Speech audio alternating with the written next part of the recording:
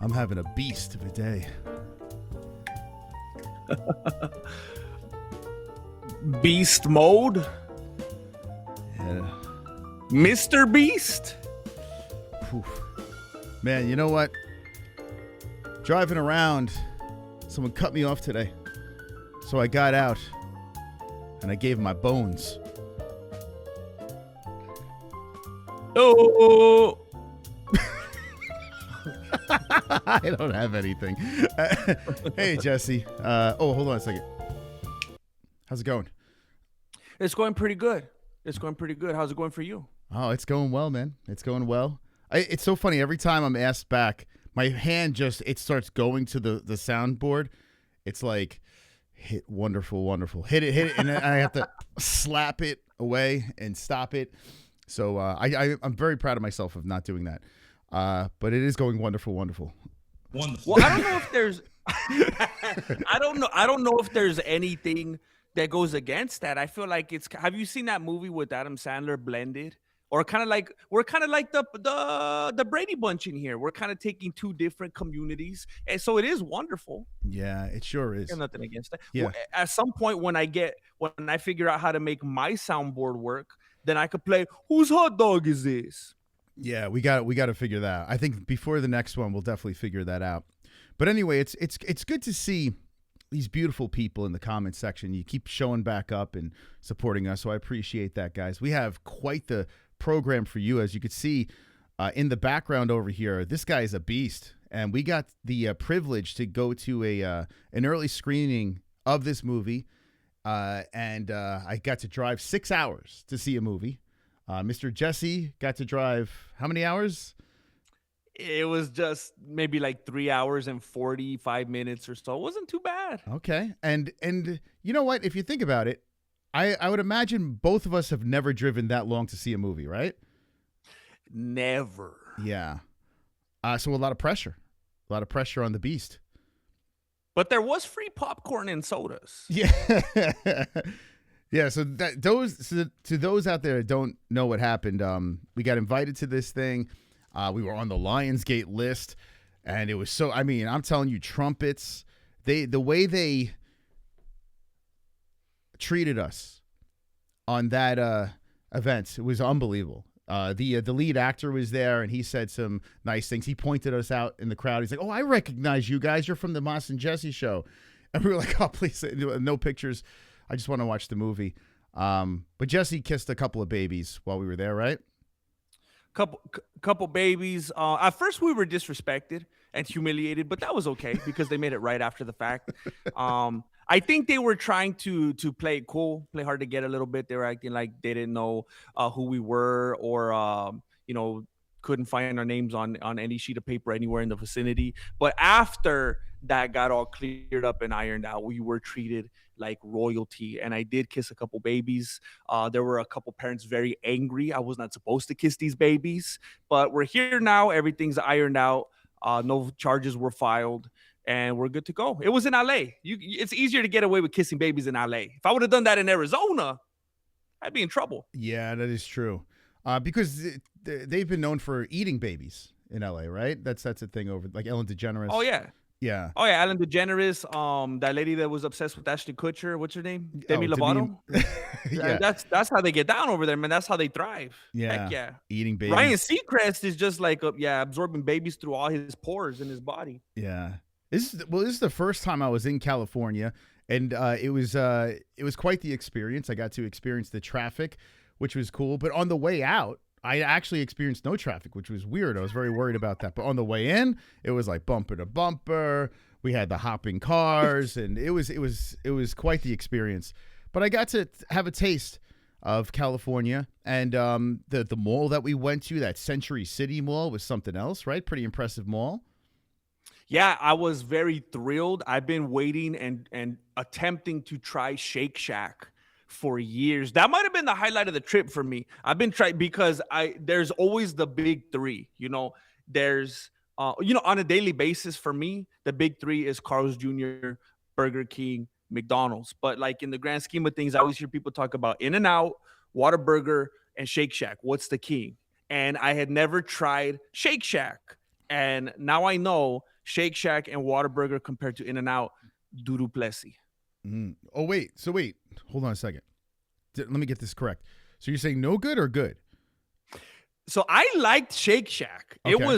I was pleasantly surprised, but compared to In-N-Out, doo-doo plessy. In-N-Out's the king. Interesting. So you say In-N-Out's still better? Oh, yeah. Wow. Okay. Oh, See, yeah. I have an opposing. Now, maybe I had a bad experience at an In-N-Out. I think it was in Tempe is the first time I had one, but I didn't have a good experience. I was like, what is going on here? I felt like the burgers were very tiny, and I don't know. They're a little small. I was still hungry. Yeah. After you got to ask for the 4x4. Have you heard about the 4x4? No. They what put is that? 4 meats in there. 4 meats in there. Ooh, 4 meats. Yeah. But I'm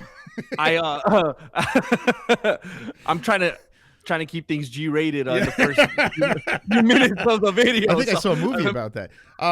So, but I want to tell you, because I mentioned it to you the other day. Have you tried In-N-Out since then?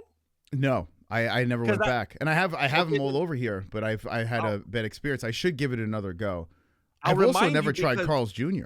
I've never tried that. I heard that was great. Yeah, I know, right? What? Yeah. Wait. Have you had Hardee's? Because it's like the same thing. Hardee's? Oh, man. I think Hardee's is like the witness protection Carl's Jr. Like they call it Hardee's in all other locations. Have you had Hardee's? Because that's basically Carl's Jr. I don't think so. No, I don't think I have. Yeah, I've had when I came here to Arizona, the first thing I experienced was Freddy's. I don't know if you've ever had Freddy's. And Freddy's? Yeah, have you ever had that? I don't even know. Is that like your neighbor? Who's Freddy? That's what I was thinking. I'm like, it's Freddy. Okay, cool. Apparently, they're known for like their malts and their burgers, of course, and they're like a smash type burger. I loved it. Jesse, my wife's sick of it, but go ahead. Right off the top, I mean, I gotta try to help lead you in the right direction here. We're talking about Freddy's, and we're talking about Carl's Jr. Yeah, now I think it's all in the name already. Because we got a junior. There's already legacy built in here. There was a first Carl. So now we get to Carl's Jr. Freddy's some random dude. He may fade out with his generation. We don't know if this is generational taste here. Yeah, first generation meat. You're right. That's a good point. So yeah, I gotta wait for Freddy's Jr. to really compare the two. You're saying, right? Yeah, Freddie Prinze Jr. Yeah. Gotcha. Okay. But I real quick, because I know the people watching will care about this very much.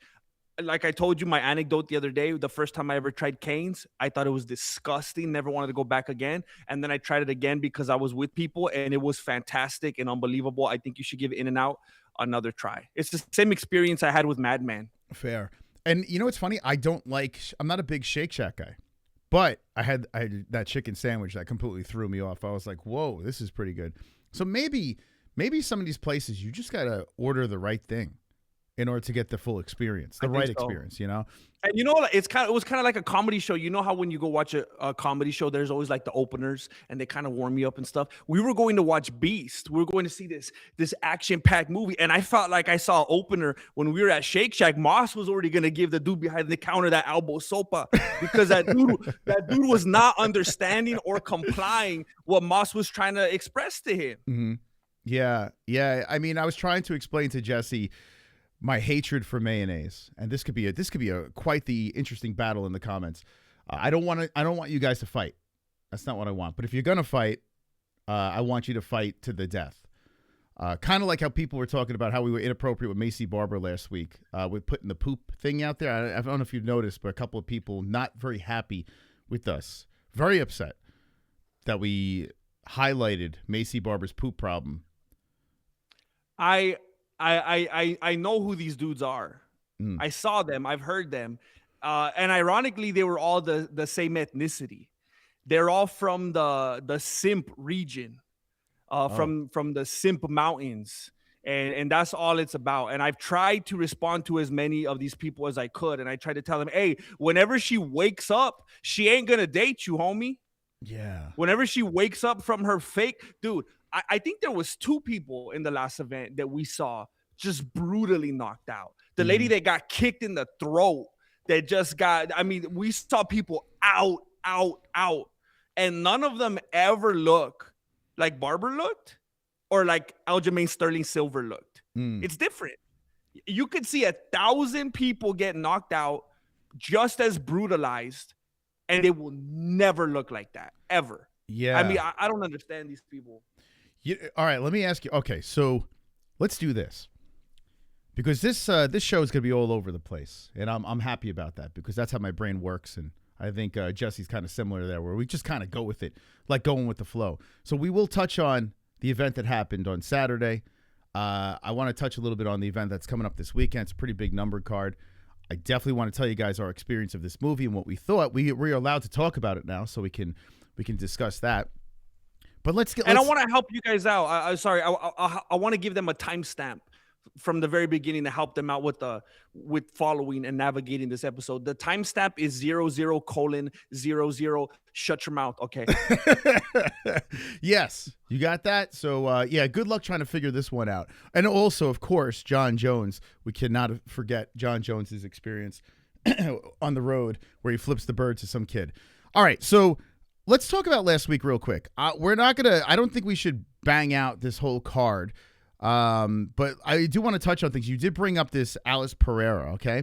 So this is the girl that did have that kick. They said it was an illegal shot, and I was a little on the fence with this thing because I thought it was chest, and it may have slid up to the neck. That's a very possibility, but I don't think it was at the head. Like the way this girl gets hit, and she falls over, and she tries to sell it.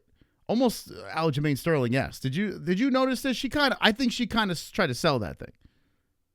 Wow. Yeah. I feel like, see, I briefly spoke with you this morning, Moss, and told you that I was kind of, in a shaky place right now, and I kind of feel like you're trying to push me over the ledge. I don't know if you really believe in what you're saying right now, or if you're just coming at me in a state of weakness. I did not think that she was faking. Okay. So she definitely, I agree, it did not. 0%. It did. I don't think that makes sense. Not even 1% did not look like she got kicked in the head. I agree, but it absolutely looked like she got kicked in the throat. Could have been. Me. She got throat checked. And what that does is it's kind of like it was the ultimate, like when you choke someone out and you're getting the artery right here. That's literally what that kick accomplished in one fell. So she didn't have to wait and hold it there for several seconds and then more and then more and then more seconds like Armin Sarukian did to that one dude when he was hanging out with Clavicular and almost murdered him and got a manslaughter charge. I'm talking about like the sheer force of that heavily illegal kick just did to that artery in one shot what a choke would have done. So I 100% thought that she was out. And then she did the reverse Tomas Aspinall, and she's like, no, let me at her. Like she could have tried to, no, that was dirty, that was illegal, I can't go on. And she's like, no, I want to get in there, I want to finish it, I want to keep going. She showed that Anthony Lionheart, and I thought it was respectable. If she would have faked it and then said, I can't go on, I need that disqualification, this would have been way different. But I thought it was real. Yeah, so when we watched it, and then especially when I watched the replay, first of all, let me just say this. I did great last week. I did great on my predictions. I'm back on the track. I was in last place last week, and now this week I was in third. I should have been first place, but, that's another story. But Melissa Gatto in this fight looked like absolute Maycee Barber underwear. She looked so bad before the kick and after the kick. I got to be honest with you. So when I heard the whoop-pop, right? And Bisping's like, oh my God. I'm like, why are we listening to Bisping? He's got one eye. Like I was going on this rant, like Michael Bisping has half side of his face could see what's going on here. And he's going on and on, that's illegal. And did you hear the sound of that? I think that if that was on the neck, I don't think she would have been able to continue, to be honest with you. I think a kick with that loud, that crack of the kick, if that's on your neck, she can fucking kill you. I don't think you could continue from something like that. I believe that it was on the pectoral muscle, because these girls, I don't know if they have breasts, but the pectoral muscle up, it cracked there and slid up a little bit, and then it might have grazed on the neck. If you notice when she rolled over Gatto, She gets hit, and then you could tell like a switch flips. It was a delay. It wasn't like instant roll over and be like, oh, I'm in trouble. She rolled over like realizing, oh shit, that could be seen illegal, right? I think she was trying to sell it, and then all of a sudden she was able to continue like nothing. I mean, there was no redness on her neck. Shouldn't there be like redness on the neck? If she got cracked like that. Well, I know I've known people that are anemic, right? And when you're anemic, you bruise like they walk around looking like a cheetah. Like you can't even pick up a cup of coffee without bruising. Like, what if she's a reverse anemic and she's got so much iron in her body that she don't bruise? She doesn't turn red. She could even be blushing. She could be embarrassed and she won't turn red. Like there's too much iron in her body. It doesn't allow her body to display. And it's actually like it's kind of like when the Muay Thai dudes, they condition their shins, and what they're basically doing is they're killing the nerve endings in their body so that it doesn't feel pain anymore. And pain receptors are good things. That's how people don't die. That's how you know, oh, this thing's too tight, that hurts, don't do this, don't do that. She may have too much iron in her body, which is dangerous, because then she'll do things like that. She'll be so hurt, so on the brink of death, and you would have seen this big old thing on her neck, and because it doesn't show, she's like, oh, I must be fine, I'm gonna keep going. And she could have been putting her life in danger for us, for the fans, to keep going on with this fight. And I have to touch on something that you made me think of when you were talking about Michael Bisping. Now, I am no fan of Michael Bisping, and I too agree that he should not be in the Hall of Fame. And I want to point out something to you here. You said, how could he have such a strong take on this since he only has one eye? I've spoken about this before, about the senses. And I have this move that I teach in the Mexican martial arts where you kind of shove your thumbs up the nostrils of a dude, and then you cover his eyeballs with the other fingers, and then you cover his ear holes with the other fingers. And because that, when you remove certain senses, it heightens other senses. So when you remove those senses, it causes his body to feel the sense of touch, pain even more. So if you're fighting with the dude and he can't smell, see, or hear, he's going to feel touch way more magnified. So in this case, I'm thinking if Bisping can't see as good, his ears, his sense of hearing is heightened. And that's why you heard that crack. And you're saying, but it wouldn't crack on the throat. It would crack on the throat if it was so forceful and so deep into the throat that it hit the neck bone. It literally hit that skeleton. It hit that. What's the neck bone called? The spine? I know I always eat it on the Thanksgiving turkey. Is it a spine? Is that a spine? I would guess, yeah. I mean, the head bone connected to the spine bone. It's probably the spine, yeah. Because you got the head. I remember when I was in karate, they would talk about like the back of the head where the base of the head meets the spine is called the mastodon. Back here, like right at the base of the head. So whatever. But what I'm saying is just something to marinate with. It could have went so deep into the throat that it hit the spine bone. So that's what he could have heard, the reverberations of that. Okay. All right. Well, let me know in the comments which side you're on in this one, because I totally think she took a dive. I got to be honest with you, but she recuperated. She's got a very strong neck. But yeah, Barboza wound up winning. The point deduction didn't do anything in that one. So, can I ask you something, Mr. Moss? Yes, sir. Did you bet on Barboza? So you know what's funny? I don't bet anymore. Yeah, was she a pick? She was picked, yeah.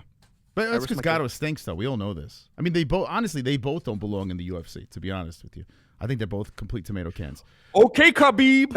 Okay. But I mean, I think she dived. Not dive. I think she took a little flop-a-rooska. I think she did the old, in the paint, the basketball players flop it. That delayed reaction was crazy to me. If it wasn't a delayed reaction, and she just kind of went down and was hurt, I would be like, okay. But the way she tried to, it looked like she tried to sell the shit out of that. To me, at least, that's my opinion. And go ahead. If I want to be agreeable, I'll say this: it could be that especially being a female and whatnot, just it goes even more with the trajectory, her career path. I could see that maybe she was heavily inspired. This happens with music. This happens with actors. They look to the people that came before them. I wouldn't be surprised if she was inspired by Maycee Barber's recent performance. And she's like, hey, if she could do it, she's looking up to her like, I want to be like Mike. Like she's doing the same thing. It didn't quite, well, it did. It did work out the same because Maycee lost. But maybe. What's the rule on the grounded opponent with, because, I mean, I think we could both agree it didn't hit the head, right? Like, because that's what they were saying. Hit the head. When they were slow-mowing it, that's what they were looking for. They were looking for to see if it even hit the chin or whatever, and it looked like when it came up, it might have grazed a little bit of the chin. I didn't really – there's no clear-cut way of showing that. But what is the rule with the soccer kick? Like – I'm very confused, and I was telling the chat the other day, I was confused. Doesn't it change from location to location on the commission? Because they kept talking about were both her hands on the ground – because that's what they were focusing on when I was listening. It wasn't even about the head. It was were both hands on the ground. And then I heard someone say, well, yeah, both hands were definitely on the ground, but the knees weren't, or one of the knees weren't. And one of the guys was like, I don't think that was her knee. That was her shin. Like they were focused on multiple things. Yeah, let's just and I look think at this. It changes. In the UFC, soccer kicks to the head. Well, it's in Vegas, right? So let's see. Soccer kick to the head, grounded opponent are strictly illegal under the unified rules of mixed martial arts. A fighter is considered grounded if any of the items. Okay, hold on. Such as okay, all right. So soles of the feet and hands is touching the canvas. Okay, but I want to know where illegal action if the foul kick to the knee of the head ahead of an opponent who has a knee or any other body part besides hands, feet on the ground. So it's just the head. So does your neck count as your head? Is that like saying does your toes count as part of your foot? No. Because they're like they branch off the foot. I don't think. According to this, there's nothing that says you can't kick in the neck or knee to the neck. So maybe that's why. Because I was confused by this. Maybe that's why Gatto decided to go on. Because they were. I heard them say at a certain point, doctor said that she's all clear to go if she wants to. If Gatto would have said no, I can't continue, they probably would have gave it to Barbosa as TKO. Yeah. And that's why Gatto was like, all right, I got to go on. Maybe it wasn't illegal. But here's the thing. They took a point. So they took they took a point from her. See, this is, I was yelling and screaming because I don't think it was a foul. And honestly, on top of it, I really, truly think it hit her in the chest. But even if it did hit her in the neck, I mean, there's nothing that says it there. I mean, unless, and let me know that, correct me if I'm wrong in the comments. I've been wrong before, like 1% of the time. But correct me in the comments. And let me know what you guys think, because I think this is an interesting conversation. Time. Was that the 1%? Yeah, I saw that time. That was Adesanya, but I don't like to talk about it. But yeah, I'm actually genuinely curious. Like, all joking aside, like I want to know your thoughts about this, because I think it's an interesting debate. we can speculate if she flopped or not, but then there's the rule of the grounded opponent, the point deduction, which I think there should be people are saying you shouldn't take an instant point for a nut shot or an eye poke or a cage grab. I say instantly, even if it's an accident, I say just take it, because a foul's a foul to me. And even if it doesn't seem fair, in any sport they do that, so I feel like we should have consistency. But regardless, they took a point because they said it was a headshot. I didn't see the evidence where it clearly hit the head. But yeah. Anyway. I don't know if I'm remembering perfectly. Didn't they take the point kind of early on before they kept spending forever looking at everything? No, they looked at it. Yeah, from what I call. Okay. Yeah, they looked at it, and Michael Bisping was going on and on. Michael Bisping was getting louder and louder and talking about the sound of it and this and that. And maybe it was his extra senses kicking in. But I think to him, like, we can't even understand because we have two he's eyes. Like Daredevil. He was like, ah! Yeah, his head's about to explode. I know. Trust me, I hear it. Yeah, maybe that could be it. But yeah, anyway, let's move on. We'll let them debate about that. I gotta say this: I'm so upset. Like, there's a couple of things. Like, congratulations to Kai Kamaka. I think that was actually I think this card was great. To be honest with you, I thoroughly enjoyed this in an Apex. I thought we had ups and downs. We had fantastic finishes. Tresean Gore is back. You know, like I like that. And if you saw the judging to this one here, I don't know if you saw the scorecards to this, but according to the judges, only one judge had one round for Bekov and every round for Gore, which I was like, I don't know if Gore got every round, to be honest, even though I'm rooting for Gore. And I picked Bekov, but I was rooting. I was so happy he got that finish. I don't know what's going on with the judges. Thankfully, Tresean just got the finish, so we don't have to debate that. But the judging was a little suspect there. Great win for Pereira, that finish, right? With with Alex Pereira. And stop me if there's anything that you want to jump on. I'm just going to speed run this thing. I mean, but yeah. I think you just called her Alex Pereira. Alice Pereira, apples, oranges, opals, bononos. I don't know. What do you think? Is that Alex Pereira or no? Is that Alex Pereira in a wig? It could be Chama. I wouldn't be surprised at this point. They absolutely own him. He's bought and paid for, and I think he's all in, man. He got what's it called when you go to a cow? Branding. Yeah, he got branded. Yeah. So, I like it. Could be. You know what I like? I've gone hard on Alex a lot, but I've kind of softened up on him. But I like how you're sticking with it. I enjoy that. Like you're not backing down. Like you're gonna go hard because we're gonna see him flatlined again. It's just a matter of time or submitted or whatever, right? So I know you're waiting for it, right? Yeah, there's a lot of, and I'm not directing this in your way, but I know there's probably a lot of the same people that are simping for Maycee Barber. Yeah, a lot of these people are just so short-sighted, and just the recency bias in the MMA community is unfathomable. And it's like all they could see is just the last thing that happened. And, he's the man and he's out there making the rounds with all these models and stuff like that. And if you actually pay attention to the way people fight, you know what I think is weird? And I don't mean to go on a super long tangent with this, but I was talking about this on one of my streams not that long ago. MMA math is spoken about with such a negative connotation. And I think it's so weird. I don't know who it was at some point in time. You know how they say to be the man, you got to beat the man kind of thing. And then it's kind of like when you break it down, that's stupid. It doesn't make any sense. And then we found out that came from Ric Flair. So MMA math, it's like somebody at some point was probably just mad. They were upset. They were bitter. Their guy didn't win or something. And they threw some kind of negative spin on it. And they must have had a big enough voice that it stayed. And now everybody says it. Because if you think about it, you think about science, you think about language, economics, physiology, biology, whatever. When did we get to the point where we're saying, if we take this fight and take down all the metrics of it and all the understandings and the context and the nuance and this fight, and you do all that math, like in what other scenario do we disrespect and disregard observable knowledge? But when it comes to MMA math and you break down everything you know about this fighter and everything that he experienced, everything he did and didn't do, and the same thing about this one, and you go like, that's MMA math, that's stupid. What? So if we observe tornadoes and earthquakes and the Ming Dynasty and this and math and equations and chemistry and we do that, then it makes sense. It's all scientific and smart. But when we do with fighters, it's idiotic.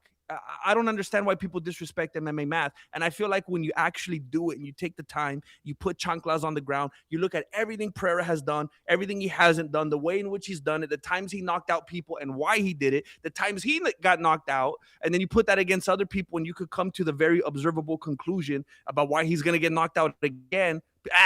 It's MMA math. Yeah. Well, I think there's something, you got to look at it at some point. You can't just completely disregard it. It's got to be, why would you discredit information, right? Like it doesn't make any sense for people to say, that's the thing. People like to use it for an argument and then they discredit it because it's called MMA math. That is silly. I made a video a little while back about Alex Pereira being overrated, and I still think he is overrated. With that being said, I like him now. I like what they've produced. Like, I feel like he's produced. I feel like the guy's got heavy hands. I feel like this guy's got aura. He's probably got the best walkout in the UFC. But the problem is when everyone and simps is a good word for this, when everyone jumps on a train, it repels other fans. And I've been repelled a lot of times before. I've been repelled with Izzy back in the day, and I find myself liking people when people start hating people. Like, I don't know why, because I want to go the other way, And I get both sides of the Alex. I get if people are hard on him, and I get that people like him. I think that's the perfect fighter. Like Ilia Topuria as well. Like the both sides of the argument with Ilia Topuria, people are waiting for him to lose. People want to see him full. And I think this is what's important to let people know. So to just really stop them in their tracks. I don't dislike Alex Pereira. Mm-hmm. I say all of these things as an MMA truther. I say all of these things. I call it as I see it. So I think this is interesting. I do not dislike Alex Pereira, but I could say, I don't care if you're a 5-division champion. You could be a 5-division champion and be overrated. Yeah. It's just all the context of how that came about. Did you just go immediately straight to a super fight at the top and have a favorable matchup and win the strap? That means nothing. You didn't work yourself up and all that. But I don't dislike him, but I think he's overrated. Mm-hmm. I heavily dislike, and this wasn't the case before, but I'm there now.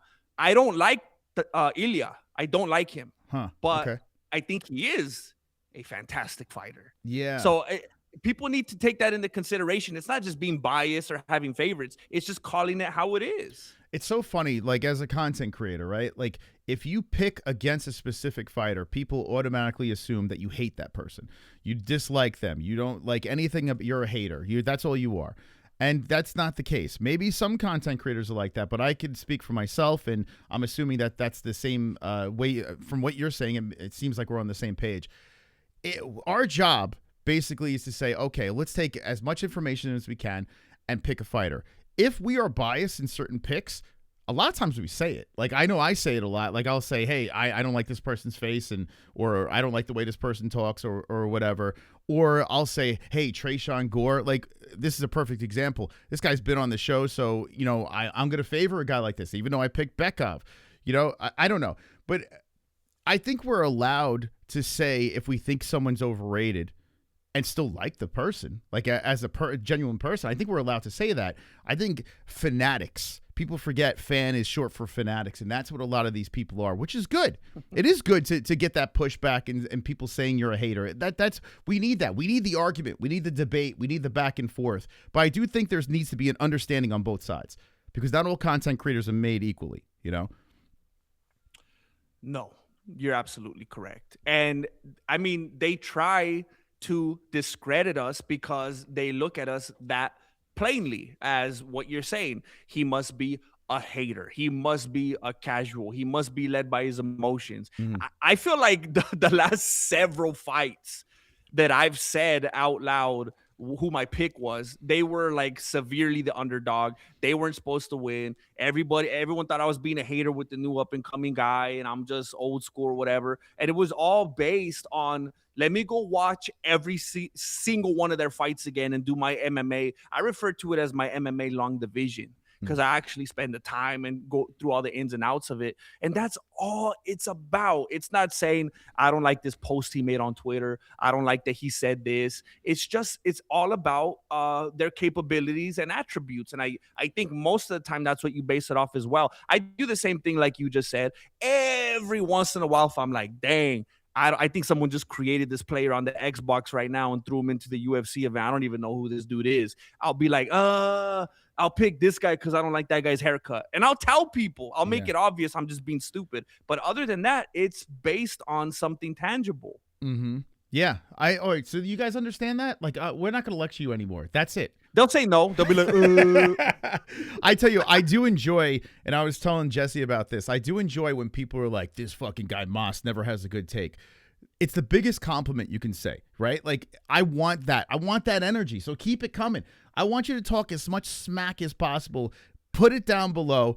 And I want to see it. I want to see your best. Give it, like, I don't like his thoughts on this. I don't like his thoughts on the flop. I don't like what Jesse's saying. I don't know. Are you okay with that, Jesse, if they say negative things about you? Oh, yeah. Okay. But it's just the mentality for a person to have. It's so sad, man. Because me and you could disagree. Me and you could disagree to agree a whole episode on something. Yeah. And it's cool because I get it. I get that we have different perspectives and different life experiences that lead us down certain paths. And when somebody just says, oh, this dude has a bad take, how come?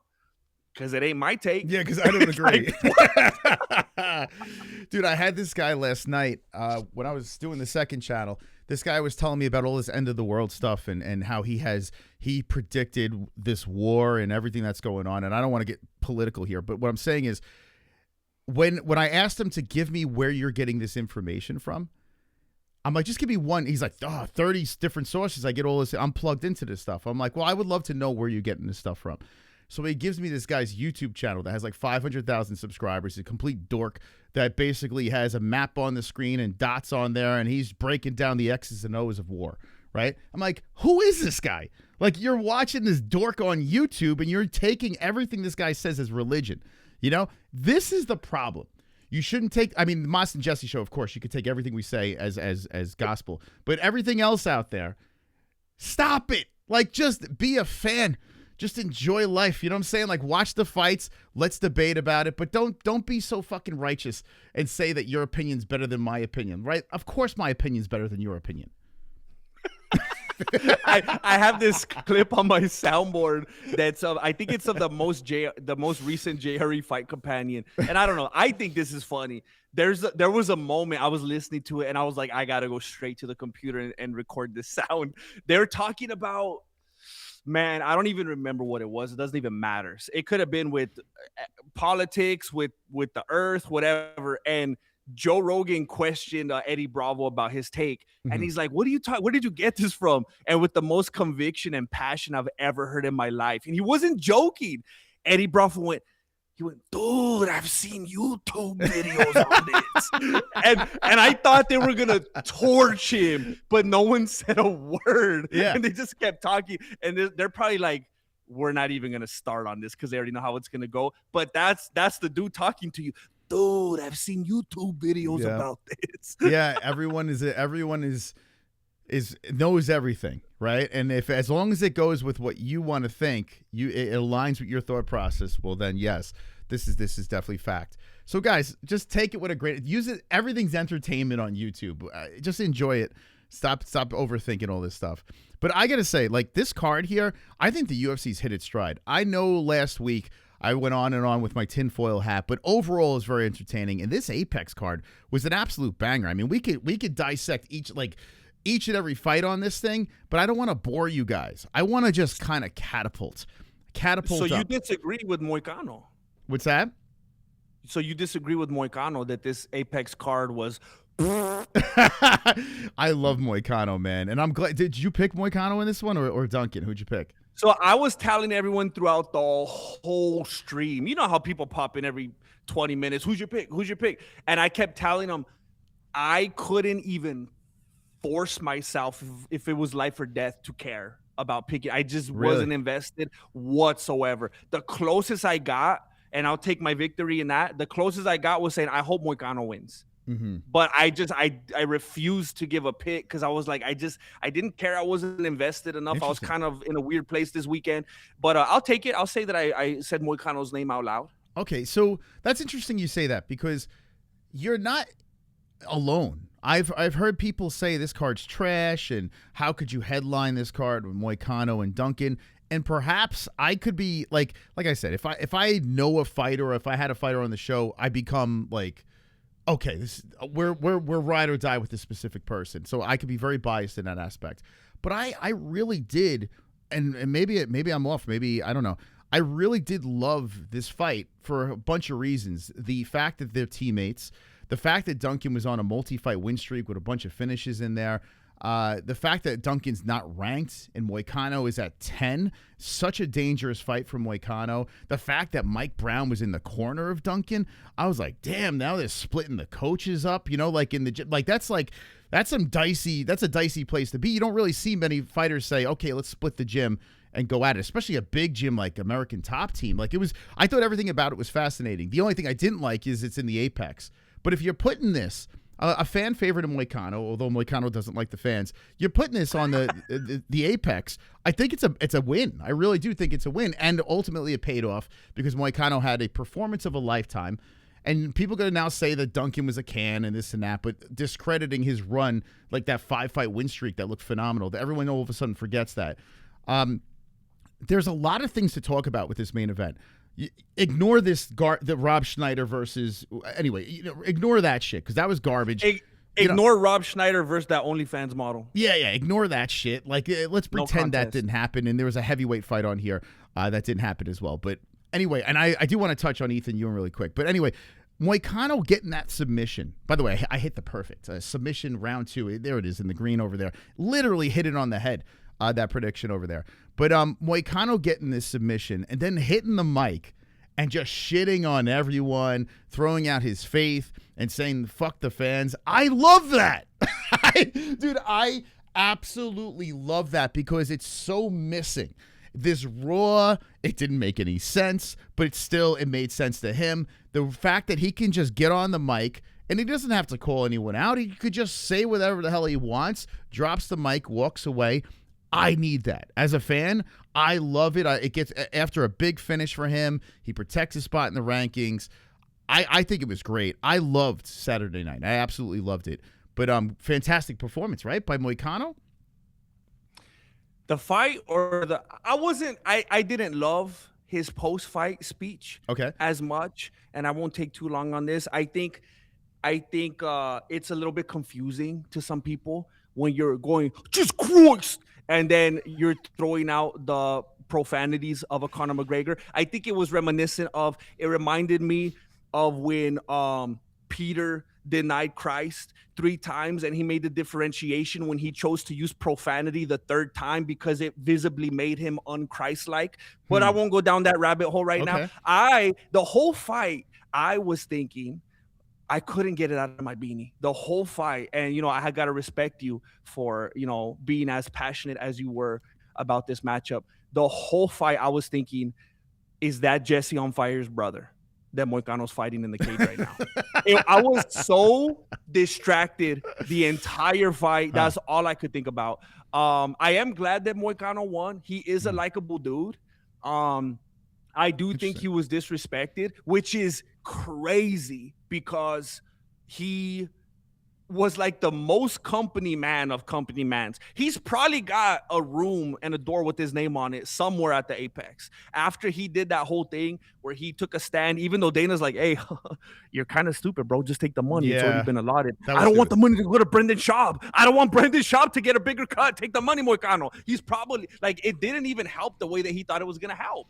But still, he was the company man. How many times has the company man thing ever paid off? Not literally, but like whether you're Gaethje or anybody, I can't even think of all the excuses right now. And they still go like this and feed them to the potential wolf. Turns out that dude was a little fox.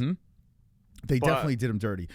And he came in like, if you look at his resume, that fight against, see, this is the thing. People say Moicano's washed up. I mean, now it's easy to say after the fight, but I couldn't understand in the lead up how people were picking Duncan because, listen, Islam Makhachev on short notice, of course he's going to lose that fight. I mean, I don't even think full camp he's going to win that fight, but still, that's not going to work out well for him. The RDA and he knocked him down. Yeah, he did knock him down. And was it big? Someone lost their mind. I remember, like, oh my god, but they went batshit crazy, like it was over. But the RDA fight, this is something, and he said on the program before, this RDA fight, he came in partying. That's another fight where the UFC says, hey, can you do me a favor? I know you're on vacation sipping on martinis, but can you just hop on a plane and fight RDA? And that shit was a war. That was in 2022. Then he went on a 4-fight win streak to the Makhachev fight.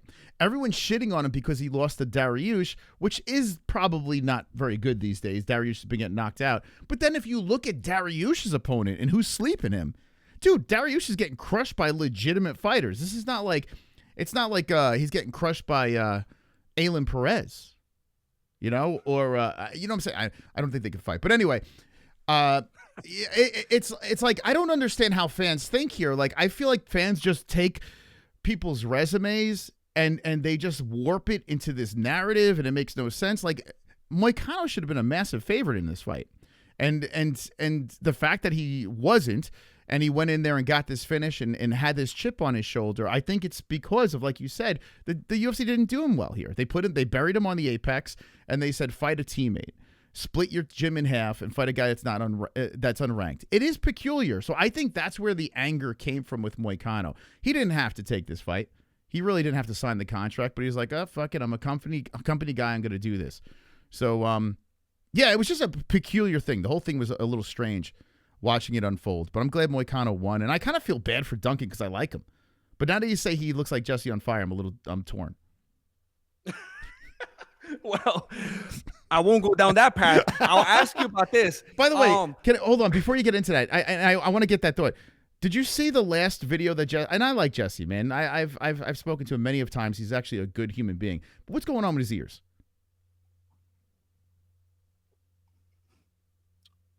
What happened?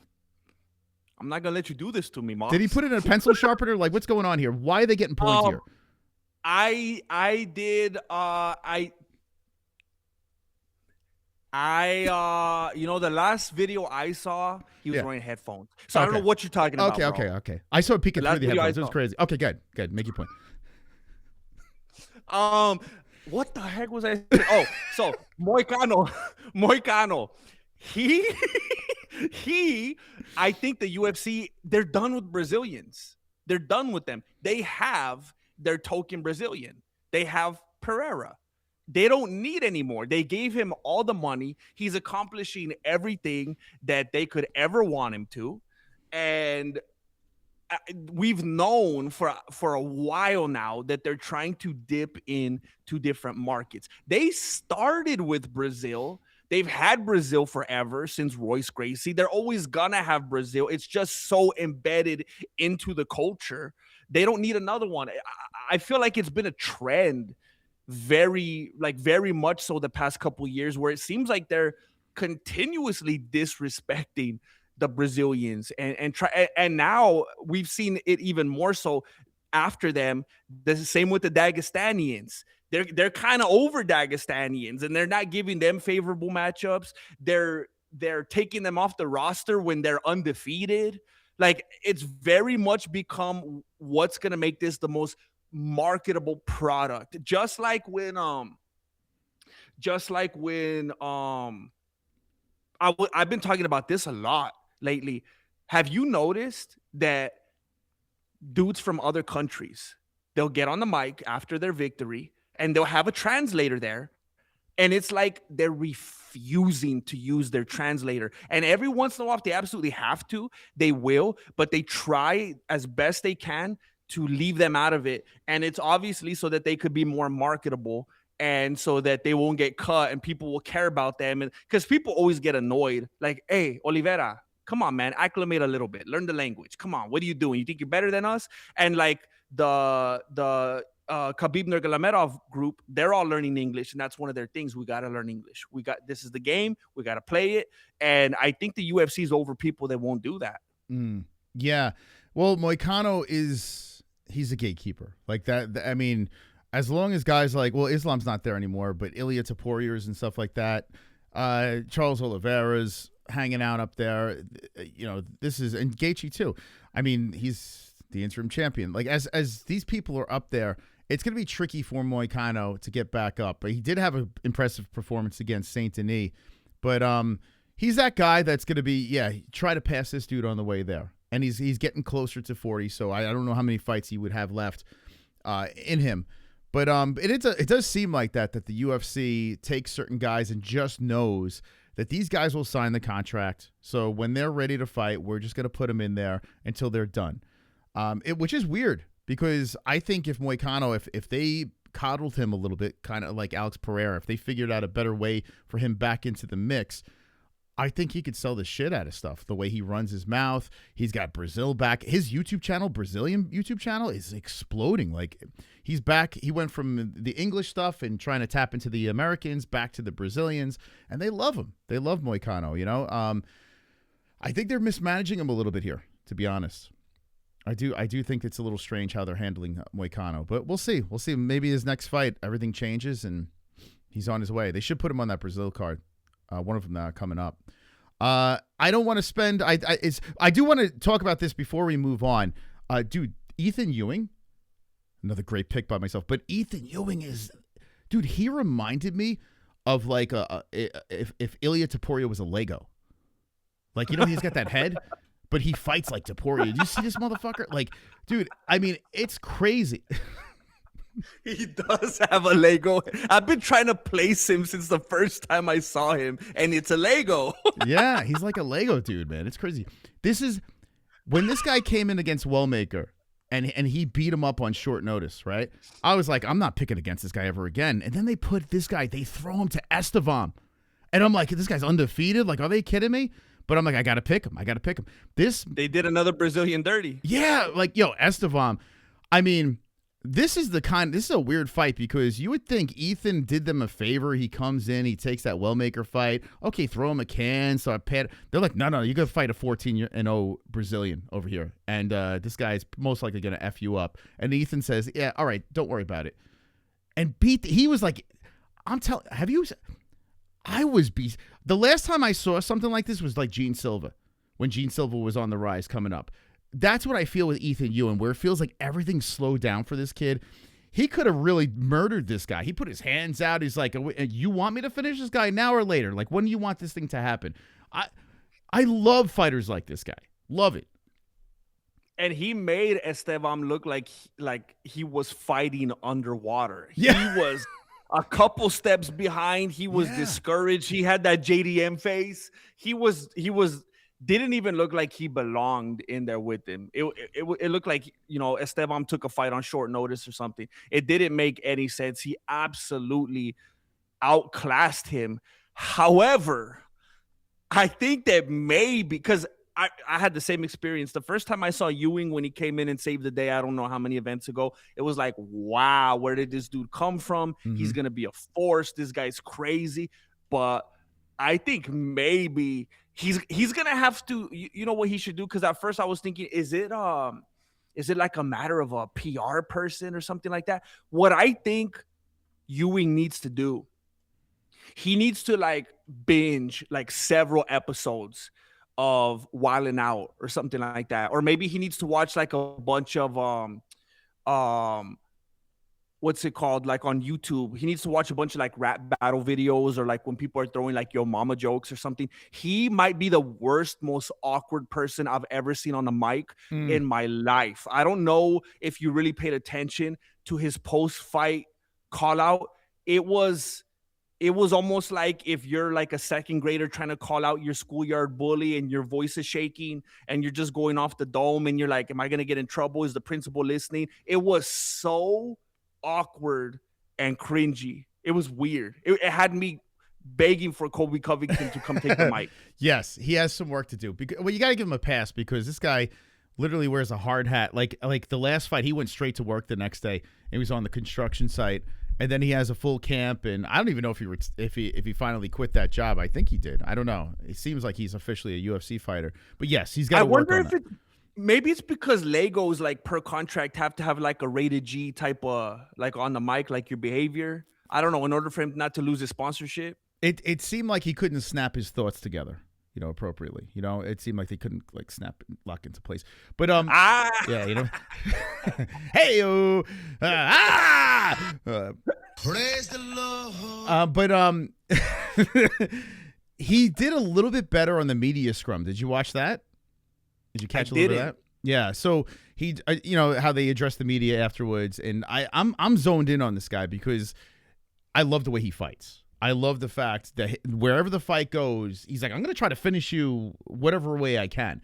He does seem like he's a little like he could be like American Psycho, Christian Bale. He does seem like he might kill kittens like on his off time or something like that. There's something off on this guy, and I'm all for it. I don't know him as a person, what he's about, but as a fighter, I am in, man. Like, I am so in. And when he hit the media scrum, his confidence is going to turn a lot of people off because this dude thinks he can beat everybody. Like, he's like, if you want to give me a ranked guy, I'll take it right now. Like, he doesn't care, man. He wants to go in there and scrap. I want to see that, but I could see how a lot of fans would be like, all right, bro, calm down. It's 2 wins. I completely understand that because the first time he came in and fought, I remember you're just watching the fighting. And that dude that he beat, Wellmaker, looked like the most cocky dude ever. I'm going to kill this dude. They're showing his highlight reel. He's feeling himself. So this guy comes in and just brutalizes him like, Rocky Balboa came out of nowhere. It's a beautiful story. And I was like, yeah, I was rooting for him. It was cool to see this underdog come and do an upset like this. I love rooting for underdogs. And then that first time he got on the mic, and I remember I was like, okay, man, don't. Because I personally, I don't like rooting for fighters that I think are cocky or just like themselves a little bit too much. I love underdogs. I love humble dudes. I like rooting for people like Lyoto Machida. I like rooting for people like that. And I remember feeling like, tone it down a little bit, man. Don't be unlikable. And then when he came and did this thing, when he was on the mic, this fight, I didn't see the scrum, but even though he was putting it together really weird and it was awkward, still the thought behind it was like, man, this guy's really in love with himself. So yeah, I know it's going to do that to a lot of people. Yeah, fair. In the media scrum, they were talking about potential opponents. He's like, whatever they put in front of me, he's like, one of those things. But then they mentioned Ilia Toporia's brother. And I was like, damn.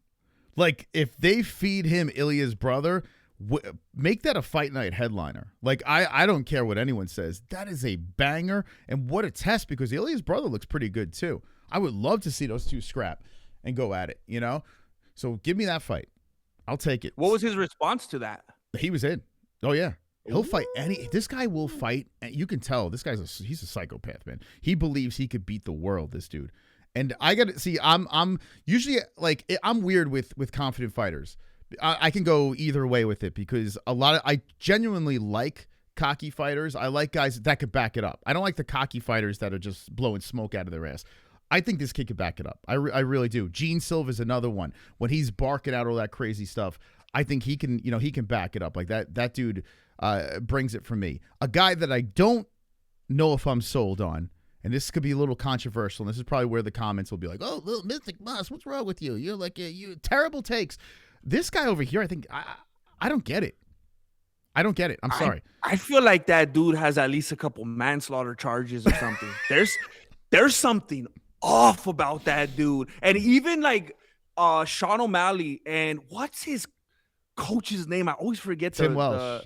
Tim Welch. Yeah. So those dudes, I mean, historically, they're like bros. They're like, going crazy. When this guy won and they were like in the corner, like they didn't even want to come all the way into the cage. I don't know if you noticed or if you play it back. When this guy won, usually your teams come in, they want to take pictures with you and all that. They were hanging out like in the doorway. Like they didn't even want to come in, and they look like this. Yeah. They weren't celebrating. They weren't smiling. They weren't taking selfies. They weren't dancing around. They were like, it's like they don't even like him, or they're afraid of him, or he's got some kind of skeletons. There's something off. The way that I described him was like if Sean O'Malley's Spider-Man, this dude's Venom. There's something weird going on here. I don't know what it is. I've never seen anybody so pale. Like even something within his body, it's like he was created in a laboratory or something and was not brought up with any kind of love. I don't know. He's freaky, man. Yeah, I gotta be careful.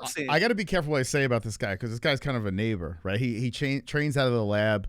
And I mean, there's a couple of guys at the lab that I'm cool with, but O'Malley has completely ducked me.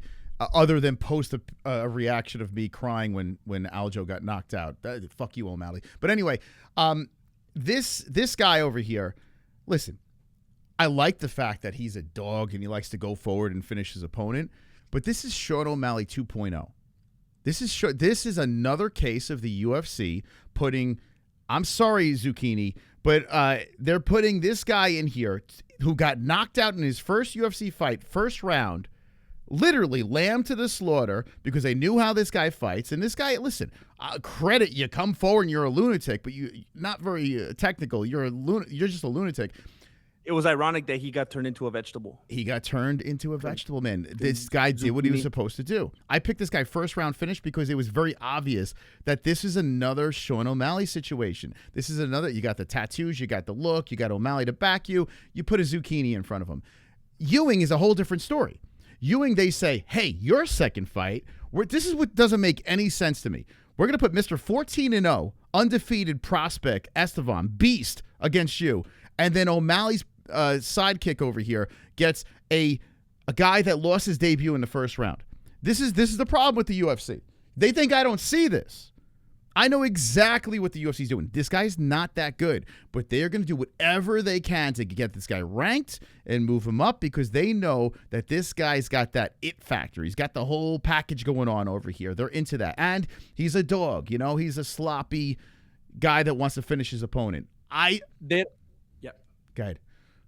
They don't want to and I feel like they've been doing this forever, just like they fed Stipe Muchacho, to Jon Jones when they did. And that's probably not even the best example, but it feels like they have no interest in pushing good old-fashioned all-American blue-collar workers, Americans, men's kind of dudes on, their to be the face of their company. They want where are you? They want exactly.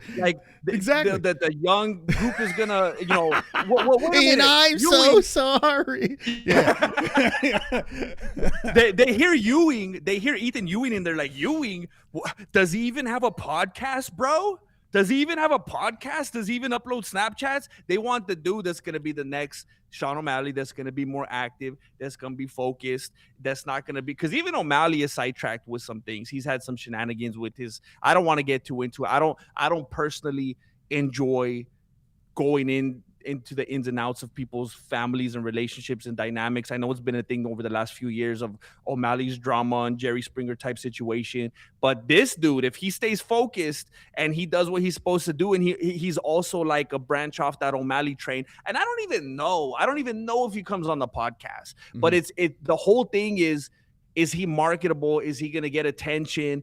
He looks like a creative player. He looks like a player that a lot of the viewers literally made the day before they watched his fight. So Ewing doesn't look like that. Exactly. He's a clean slate dude, clean cut, and he's just not the right look. They don't want to play with Legos. They want to play with, I don't know, just for men. There's no way that's natural.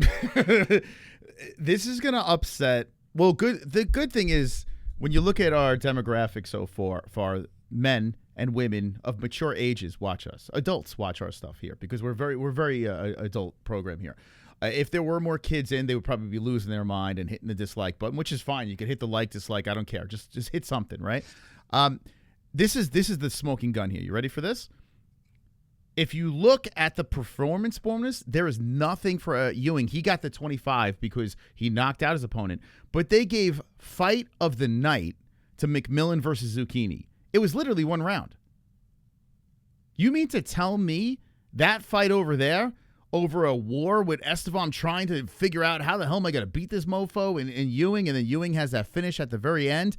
You mean to tell me that is more impressive? Like, come on, man. Like, I get it. It's the first round was exciting because it was a sloppy bar fight with a very Zucchini looking in to go in and get slaughtered. But the bonus went to the guy that they're trying to push. They're not even trying to cover this shit up, man. I didn't even know that until you showed that right now. That is despicable. Even the fight below that with Delano and Ruchala was better than the McMillen fight. Yeah. That was more of a war. It was more entertaining. That's disgusting. You could tell the whole fight. It almost looked like Zucchini was some dude they just pulled out of the crowd and like, come on, we need you on 5. We need you on 5. Exactly. We're almost at a commercial break. Come on. That's crazy, man. Yeah, this dude lost his debut, first round, got knocked out, and then they're gonna like any person with a brain in their head has got to see this. I don't know, man, but it's the same thing. It's O'Malley 2.0 that they're doing over here. And listen, I don't want this guy to come after me. Like I said, he's close. Please don't hurt me. I got a family, bro. But I'm just and listen, congratulations. You got the bonus. Maybe you're a nice human being. I don't know. I don't even know who you are, to be honest. Well, you are a good matchup for him. You are the kind of, they just pull out some, hey, you're a fighter now? All right, let's go. That's true. Yes. Yeah, I would get knocked out in the first round as well. Yeah, I'll fight him in the third fight, of course. But it's just, I don't know, man. They're not even trying to hide it anymore. It's just crazy. It's crazy. I mean, I could go on and on. There's so many stories on this card. I'll leave it to you. Is there anything else you want to touch on before we move on to the beast? No, I'll just say this. I did kind of allude to this earlier that I was kind of not invested. I didn't even want to really make picks. I was kind of out of it. I had a little bit of a funky weekend. But I do think it's important to say, I felt like a lot of people made fun of this card leading up to it.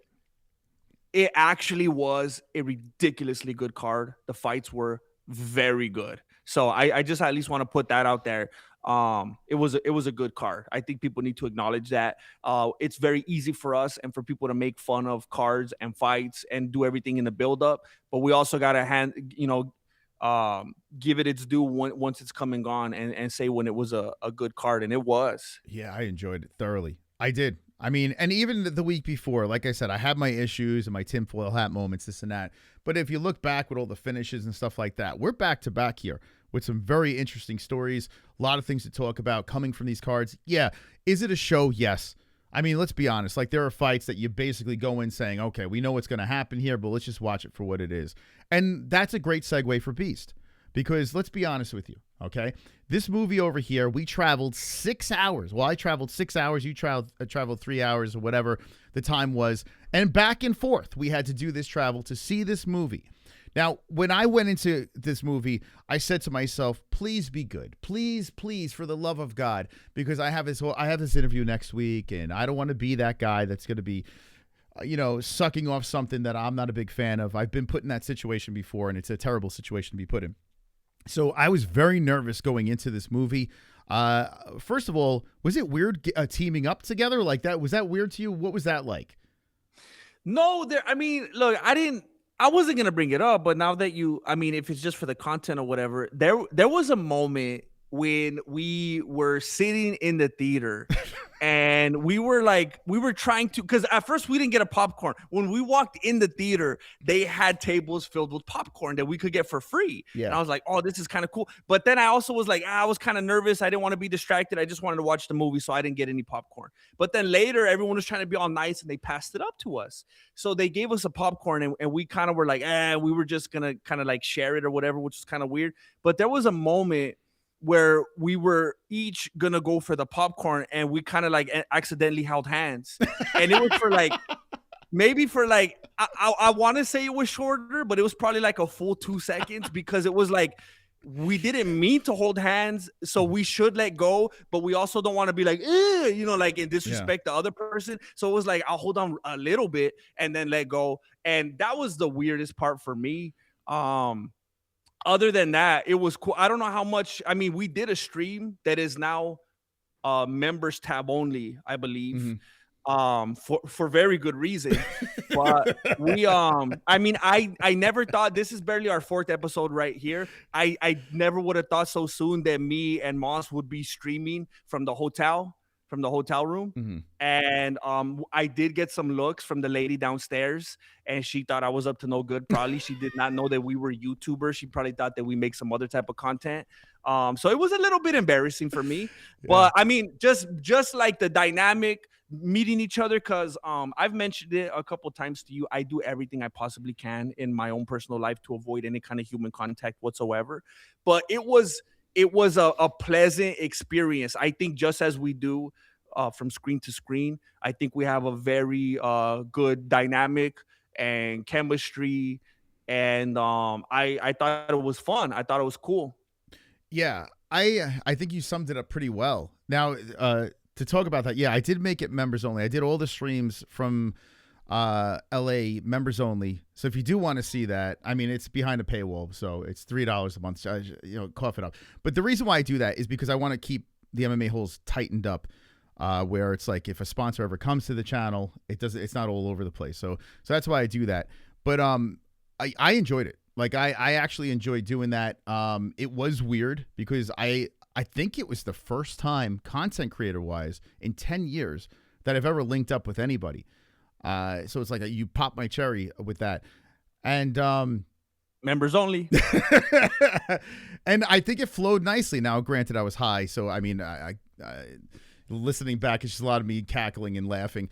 But I enjoyed it. I did. I definitely enjoyed hanging out and linking up. And the weird part was we didn't sit a space between. I was talking about this before with the community. I was like, man, like usually if you're with your boy, you got to sit with the chair between. And the reason why I didn't do it was I wanted to get it rub up on you in case it got a little scary. But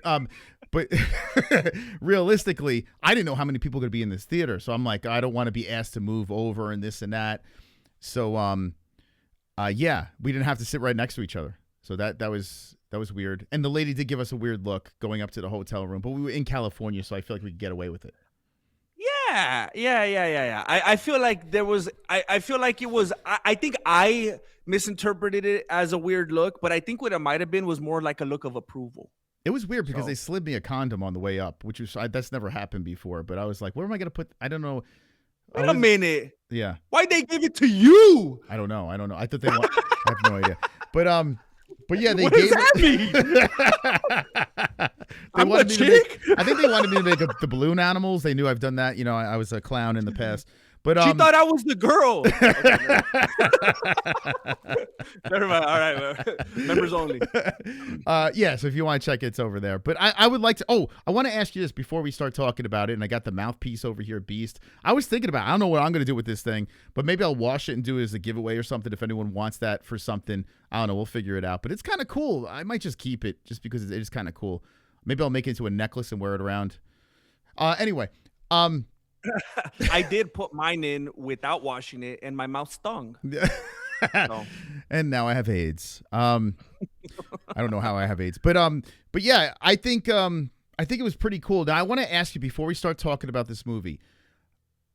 I want to do Vegas, right? International Fight Week in July.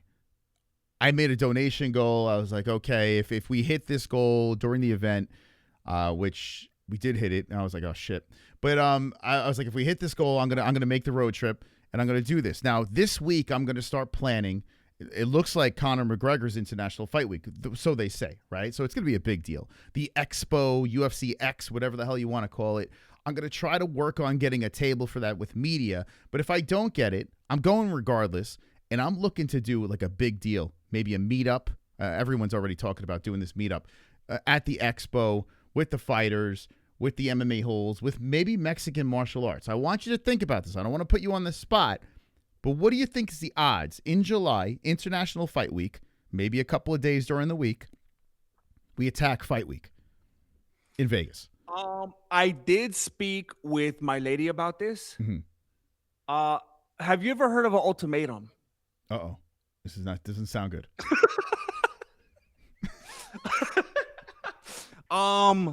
I will say, if you're talking about the odds, I will say we're leaning more toward evens. Okay.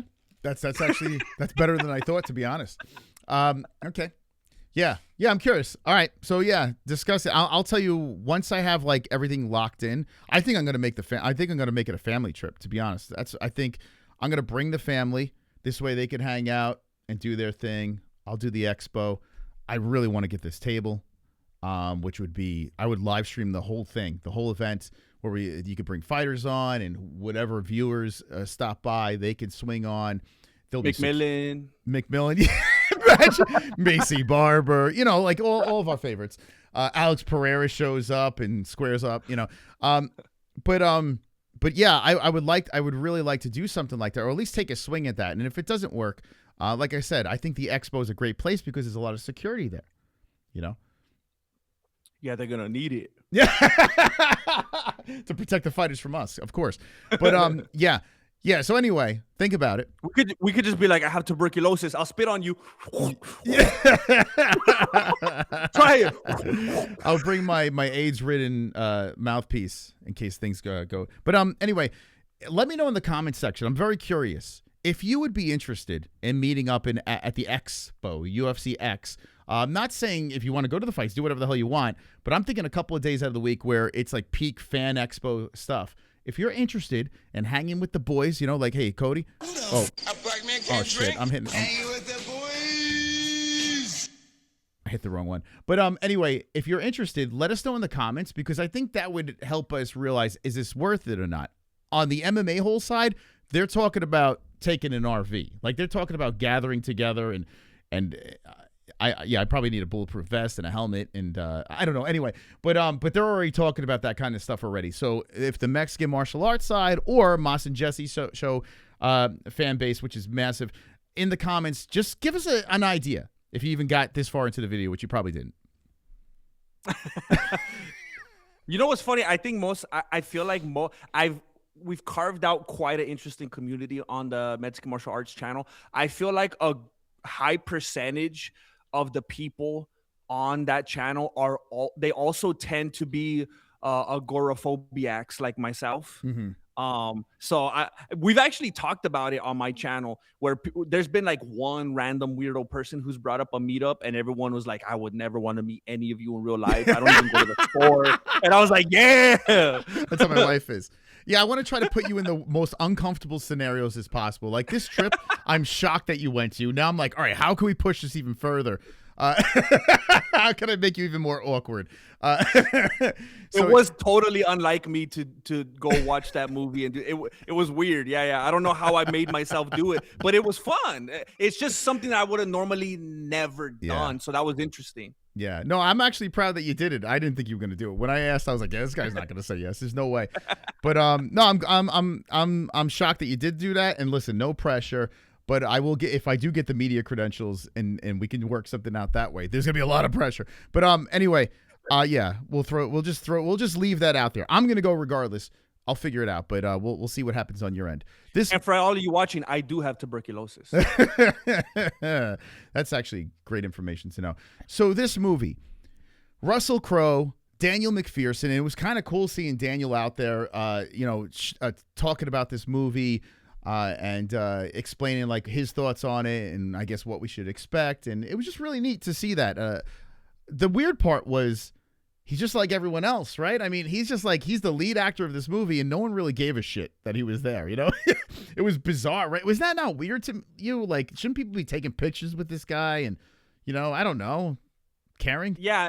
There was a weird feeling about that. Like I was like in my mind as I was watching him, do his thing and present the movie. I was like, how come this doesn't feel like a bigger deal? Or like maybe it's the way they framed it. How come they didn't make it feel like a bigger deal? How come they're not doing like a photos thing or some kind of meet and greet or whatever? But I don't know. There was also something kind of nice about that. They kind of just made him seem like a real dude.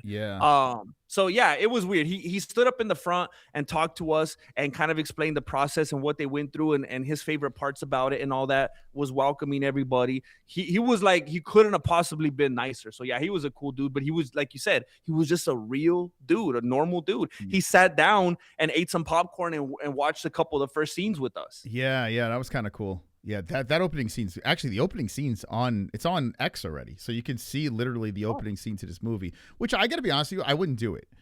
If I were you and you're saying, okay, this is something I might be interested in seeing, I say stay away from the trailers and everything like that. Stay away from the first 4 minutes of the movie, which is out there, because I don't know. I think you should experience that in the theater if you're going to.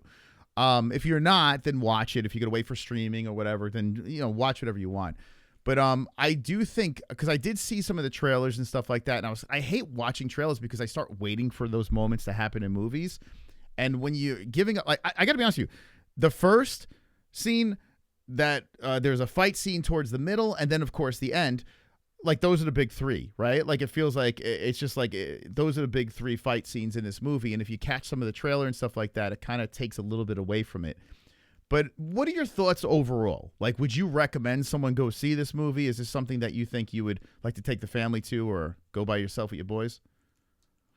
I would go with, if I went with friends, I would put a seat in the middle this time. I would. And we talked about this before. I think when you go and watch a movie, everybody does this. What kind of movie am I going to watch? Am I watching a rom-com? Am I watching an action movie? Am I watching an Oscar-winning movie? Am I watching some CGI slop, another superhero movie? So knowing that I was going to watch, mixed martial arts film, action film, I really liked it. I enjoyed it. There was not a single part of the movie where I was like, this is kind of dragging. Mm-hmm. Okay, for example, I don't want to ruin it for everybody. I watched the first Mario movie. Mm-hmm. And I thought, and I'm not ashamed to say this, I thought it was a brilliant movie. I thought it couldn't have possibly been more well done. It is a fantastic movie. I went and watched the second movie. And there were a couple moments where I'm like, I wonder if I could take like a 2-minute nap. Really? And I don't regret it. Overall, good movie. But there were a couple of moments where I'm like, I didn't feel that in Beast. Every single moment I felt like was relevant to the next. And I'm not getting paid for this. Yeah. Every single moment I felt like led nicely to the next, served the purpose, was exciting, had some kind of conflict, some kind of drama, some type of entertainment value. And I would. Yeah. So watching this movie, the pacing is very good. It's not. I think it's like an hour. It's like 90 minutes. This movie, right? And it doesn't feel like long and drawn out. I think the thing that shocked me a little bit was that it really kind of tried to flush out those characters. And you would think, okay, Russell Crowe's in this thing. So like even McPherson said that, this movie, we all played off of him. We fed off of him in this movie. He was so good. But I give credit to McPherson. I think this dude literally stole every scene he was in. He was very likable, like super. There wasn't anything about this guy that I was like, oh man, even if there's things that happened that you like felt a little unrealistic or whatever, you can kind of look past it because you liked the characters. Even all the characters, even the characters that were kind of pricks, they did a good job as being a prick. There's my only complaint in this movie, but it shouldn't be a complaint because you kind of know what you're getting is. There's nothing that blows your mind, like when it comes to the story, right? You pretty much know what's going to happen in this movie. There's nothing that's going to be a twist where you're like, what? Are you kidding me? Like everything seemed like it was, it just followed this plot to get to these fight scenes. But the way they developed the characters on the way there felt fresh. It felt like they took pieces from all different fight movies, smashed it together in this thing, and it's just a fun popcorn movie where you kind of start rooting for the main character and some of the side characters. Not crazy amount of laughs, but they capture the Australian vibe, which I loved. I love the fact that this thing is like an Australian-based fight movie. That felt unique and different. I love the fact that ONE FC, and this is not a spoiler because it's all over the trailers and there's nothing really spoiler about it. But ONE FC has big moments in this thing. So if you're a fight fan and you've watched ONE FC, you kind of get the feeling there. One other complaint I would have is, I don't know if you caught this, but the guy that was doing the commentary for ONE FC, every time he talks, he's like, yeah, I mean, let's go, but that's how he talks.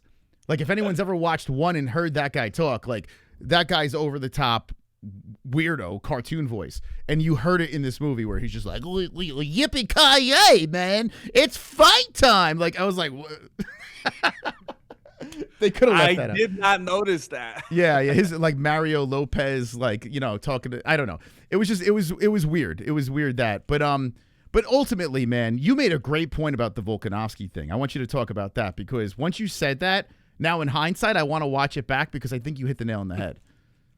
Well, there was moments throughout the video, the movie, where and it wasn't like I was trying to consciously make a comparison. I literally felt like I was watching Volkanovski. And this might even sound racist. I don't know. I don't know if it was the voice or the facial features or what it was. I was so into it.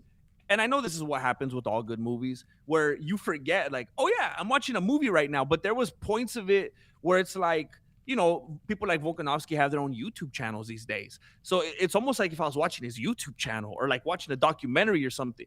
It put me so much into it. I didn't feel like this was a dude that was just acting in another action movie. It literally made me feel like he was a real fighter. Again, because Volkanovski's a real fighter.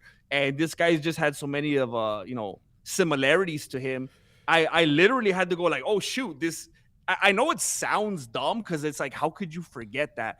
But I literally had to remind myself at moments like, oh, this isn't Volkanovski. This is another guy. It just felt so realistic. Yeah, it did. It did. Like looking back, I was like, damn, man, he's kind of the type. If you like Volkanovski, if you're a fan of Volkanovski, you're gonna love this dude, man. This guy, his character, and you got to think that this guy probably mimicked a little Volkanovski in there. He probably did, I feel like a lot of the mannerisms, even like the way he would walk around, I was like, this is Volkanovski. Yeah, crazy. Dude, if this guy was a real fighter, like if this guy was in the UFC or even ONE FC, whatever, dude, I would be a big fan. I really would because there was a scene where him and his, his foe or whatever you want to call him, where they're kind of like, look, the camera's it's like close up and they're kind of talking shit to each other. and he whispers something in this guy's ear. Dude, I was like, fuck yeah, man. Like, dude, I felt it. I was like, good for you, mofo. Like, dude, I felt it there. Like, I kind of got chills there. There were a couple of chill moments, too. Like, there were a couple of moments in this movie where it's like, you kind of know what's going to happen, but the way they choreographed the fight scenes, and you saw the way they were handling submissions and you know, or submission attempts or whatever, you can tell they really poured some love into that and tried to make it a little bit stand out from some of these other movies, you know, kind of a love letter to actual mixed martial artists and fans out there. So I did enjoy that. BJJ fans won't cry. Yeah. Like, this doesn't happen. Now, there were things, like, don't get me wrong. There are things in this where you scratch your head and like, you know, but you got to look at it as a movie. You know, this thing is supposed to amplify the experience and make you really feel, you know, the thuds of the shots and the submissions, the chokes, the grunting and all this stuff. In a theater, it was just like, pop, pop, pop. You felt it. Another complaint. I mean, I'm just going to say it. Like, I said this to Jesse. A lot of complaints here, but I know, but I gotta be honest. Like, I didn't have a moment in this movie where I did feel like I felt in the first Creed, where he gets dropped in this movie. I didn't have that moment where I felt that. I don't know. It was weird because I did feel that. Now, I did see that movie in a packed theater. In this movie, we saw it in a screening with a limited group. Maybe if this theater was packed, which I don't think it's going to be because it's an independent film, right? I mean, it's got limited release. So chances are this thing's not going to be in the theater very long. So if you are a mixed martial arts fan, or if you're a fan of this show and you want to yell at us because of our review, or you want to agree with us, go see it just to support independent films. But I didn't have that feeling. I had a good feeling at the end where I was like, okay, I feel this was complete. This was enjoyable. But I really wished that there was one moment in this movie that was like, oh, I don't know. Did you get that? That feeling that you're talking about, is it? I don't want. It's going to be very easy for me to say something and give too much away. So yeah, the feeling that you felt, was it that you for a moment weren't sure how things were going to go? No, I mean, I felt pretty confident. There was not a moment in this movie where I was just like, and in Creed, you didn't know because that big shot. Yeah, so the big shot happened. So you kind of felt where the movie was going. But when the big shot happened, you're like, oh, what? Like you thought for a second there. You know what I'm saying? And so I did have a moment like that. Okay. All right. And I can't say when or why because it would give away like everything. But I did, and I was like, oh, they're going to go that path? I think I know what you're talking about. Towards the end? Yes. Okay. I think I know exactly what you're talking about. Yeah. Okay. And I've never seen Creed, so I don't know if it would have been at the same level because there's almost nothing quite like a big boom. Yeah. But there was something I was like, oh, I think they're gonna go that way and make it that kind of ending. Okay. So I kind of had something similar, but I also can't quite compare it to Creed because I haven't seen that movie. Okay, so that's good. So now you're getting two different perspectives on this because my wife says I'm the worst person to watch a movie with because I just basically say, oh, this is going to happen and that's going to happen because I've seen way too many movies. Like, I need to stop watching movies because I've seen it all. Like, I feel like I've seen every single kind of movie besides The Godfather. But that's a story for another time. But I don't know. I just feel like I could always figure out where the movie's going to go. That's interesting that you say that. So that's good, man. The fact that it gave you that feeling. I'm very curious as to what the community thinks here. I am the type of person that if a movie comes out, I just stream it. I mean, I don't go to the theater anymore. I got a big TV. I got loudspeakers. You know, I could watch these things and enjoy it.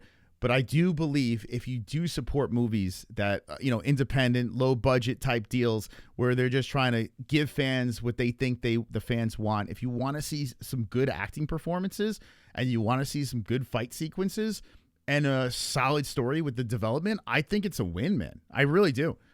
And I would like to respond to what MOS said a little bit ago about, like, there was nothing that was going to surprise you. And it was kind of like, you know, and I was talking about it the other day. That is what and maybe it is for most people. And MOS wasn't necessarily saying that this isn't what he wants. It was just like, this is how I felt.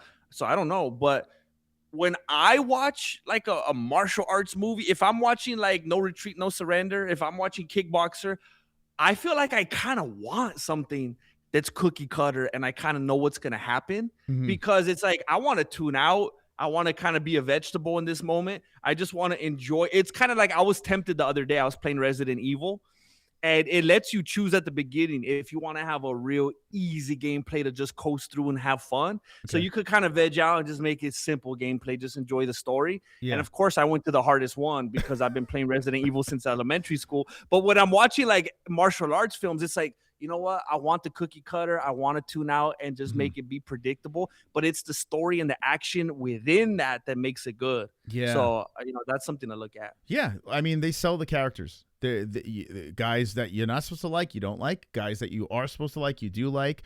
And if the lead is as charismatic as this dude, then let's go. And I gotta say, there were moments in this thing I was like, "Roar!" Like I was like, okay, like I feel this, man. I feel this. Russell Crowe was phenomenal. I thought he was great in it.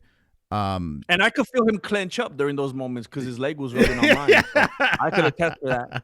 Yeah. All right. So I think now you kind of have an idea. I will get into more spoilers as the movie is out. I will have the writer and producer on the MMA holes, and I'm sure we'll talk about it more here too with spoilers. We can really get into it because we have some funny things to talk about as well that I think you guys are gonna like. But that's pretty much all I have to say on this. Anything else with you? No, I just watched the movie. Yeah. Tell them that we sent you. That's right. Yeah. Tag us. Actually, that's a good idea. Tag us and let us know whether you like or dislike it. I mean, other than me having this guy on, like, we really don't have attachments to this. The people have been really cool, but we're not making any money off of this stuff. So I would like to see this supported. I would like to see Beast 2, see what kind of story they can come out with that one. But yeah. That's another thing too. This movie doesn't feel like it's setting up a sequel. It don't feel like that at all. Which is good. That's because I mean, if you liked it enough, sometimes you might think, oh, that makes me sad because I want a sequel. But a lot of the time, I feel like when you could feel them setting up a sequel, it almost feels like a cop out of an ending. Mm-hmm. So it's like, hey, if you know you want to make a sequel, don't let us know till the sequel comes out. Yeah. This is just a passion project. That's what it feels like. It feels like something that these guys believed in. Russell Crowe is part writer. I'm very curious to see what they have to say in the writing side of things, like what they were thinking, what was going through their mind. But it felt like something that they're like, okay, this would be a fun movie to watch. Let's just make this thing. It didn't feel low budget at all. Like it really didn't feel. It felt like a big, a decent sized budget movie. I don't know. I liked it, but okay. I do want to talk about this Jon Jones thing. Okay, what were your thoughts? Like the video pops up of Bones. He's flipping off this guy. Actually, let me just play this video. So I don't know. It's very alarming, this thing here. But here, check this out. Hold on a second.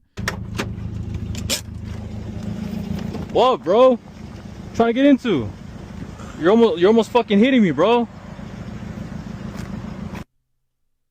Now, look, they're circling that he has what looks to be a gun in there. I mean, there's nothing that says it, but chances are there is. We've seen him at the range and stuff like that, and he's getting out of his car all confident and stuff. Now, granted, John probably could just throw this guy in a pretzel if you wanted to, but yeah, it does look like it. You gotta calm down, bro. Yeah, bro, you gotta learn how to drive, bro. You gotta relax yourself, bro. You're almost hitting me with your truck, bro. You're almost hitting me, bro. What the fuck? Sound out? In my fucking lane and shit, bro. Come on. Did you hear that? No, I don't know shit. if that was just some. What the I don't hell? know what happened. Because it looks like it's on, huh? Did the platform take the sound down? Oh my God. No, it played sound. So it played on the video. Oh, what the hell? Why are you not hearing sound? Oh no. And it's weird. You heard sound on the other one, right? Yeah. Do you think the viewers heard it and I just didn't hear it? They on my definitely end? heard it. Yeah. Hold on. Let me see. Oh, okay, good. That's all good because I've seen it before. What the hell? I got to fix that. All right. Well, remind me next one. Anyway, the sound, I don't know if you heard him talking or something like that. I think he said something like, "Hey, you little goober, what's going on?" He's like, "Yo, man." Like he had this weird, like deep ass version. I thought it was AI, to be honest. When I first heard it, like the way he was talking, it didn't even sound like him. He sounded all deep and stuff like that. He's like, "Look at this finger. Look at this finger. I'm about to poke your eye with it, homie." Yo, man. Look, it was weird. It was very, very strange. He put out a tweet. Well, first of all, what was your reaction when you did watch the video? I mean, I wish I had a better response, but when I saw the video, it was kind of like, it's no different than when you know somebody that does stupid stuff, and it's like, well, yeah, he did it again. I wasn't like, oh dang, or like, come on, John, what's going on here? I was like, yeah, that makes sense. I had no reaction. I'm numb to it. Yeah, right. Isn't it weird? Like when videos come out, it's just like, yes. I honestly had the same feeling. It just felt, for some reason, it felt so AI to me. And this is just another example, I guess, of us being desensitized. I'm like, this is not real. No, John did respond to this thing. I'm trying to find his tweet here. Hold on a second. I know he responded. Yeah, I feel like his response would be significant to find out, because I don't even know if we ever got a good answer. Did we ever find out if the whole Conor McGregor thing was AI when he was like, spinning like a helicopter? You know, when he was in the closet and he was showing. Apparently that was real. Yeah, apparently. Because I remember he came out and he was like, and people were saying it was AI. So I don't know. I didn't see how Jones responded. Okay, so here's his response. It says, this kid proceeded to chase my car down for 2 blocks, revving his engine and trying to intimidate me. I am glad this happened to me and not one of the senior citizens in our community. I'm proud of myself for standing up for myself and not allowing that kind of bullying or intimidation. You know what? He got me. Let's go, Jones. Let's go, Jones. I'm on board. He doesn't stand for bullying. Like, that could have been an old lady, boss. Mm-hmm. That could have been an old lady. And if it would, imagine if it would have been an old lady. Because look, here's what I think is very, I'm Team Jones.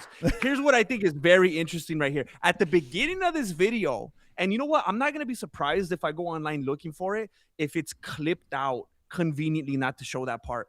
Mm-hmm. You see the guy, the victim, the perpetrator turned victim, he's getting out of his car. Yeah. Now, if you are innocent, first of all, if you're innocent, you don't pull over.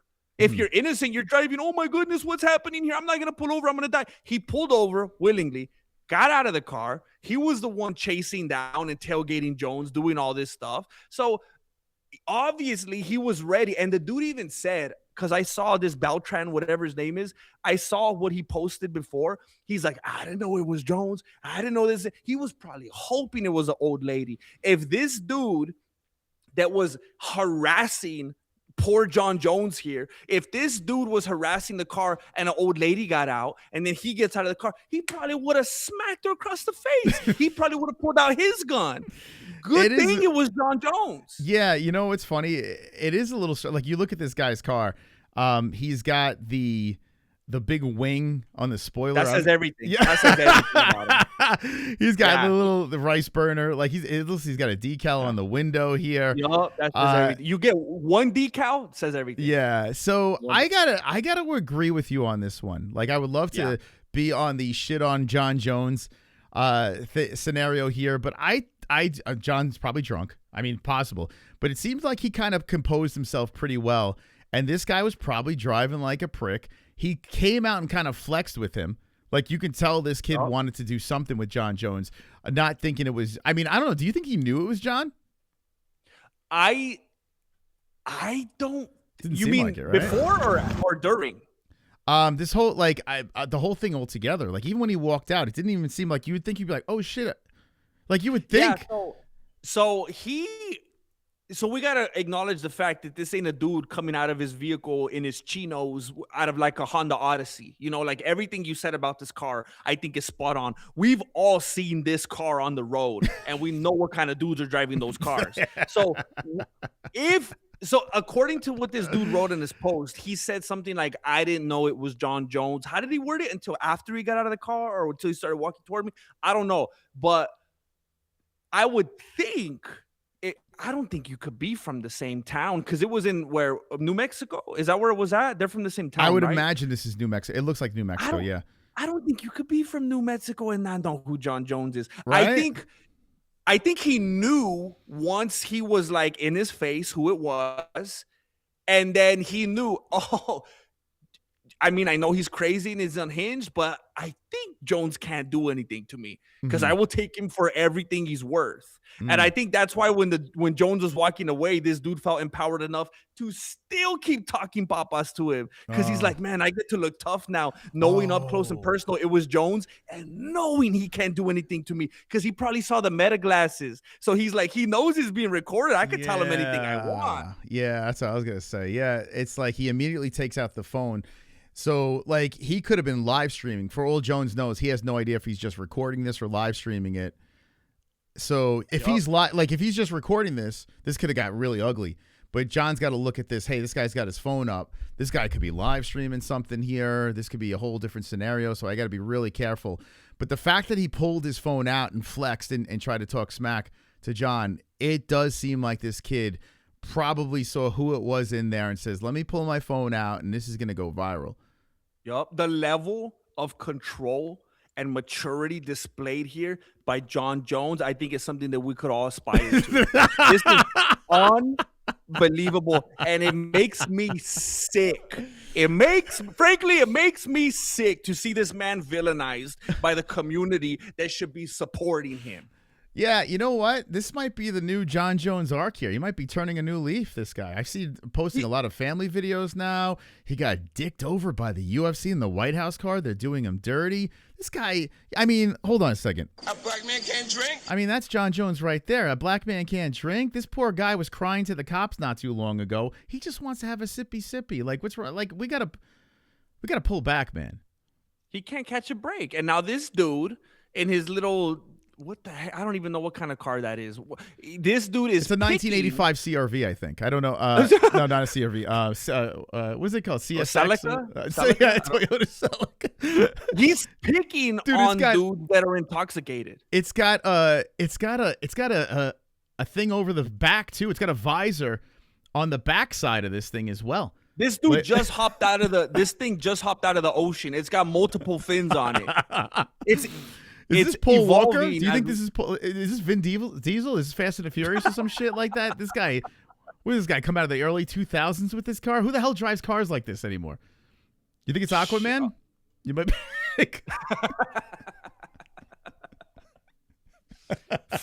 It's Vin Diesel. It would be funny if John just walks up to the car and be like, "What the hell? What are you driving, bro? Like, let's not talk." Like, let's be, by the way, I have a piece in my pocket, but what do you drive? What is this? What is this? What do you drive? You're upset about my driving and you're driving this thing around? What is that's embarrassing. This dude that was recording this exchange was probably hoping and praying and begging that Jones would lay hands on him so that he could sue him and afford to put a few more fins on his car. It is crazy, man. It's like, you know what I think? Yeah, go ahead. I think, you know what? I'm feeling moved here. Yeah. I'm feeling moved this afternoon. I think what we should do on this channel, and I'm just feeling it in my heart and a little bit in my beanie. I feel like maybe we should start a GoFundMe for Jon Jones. Yeah, maybe. It seems like I think that we should, and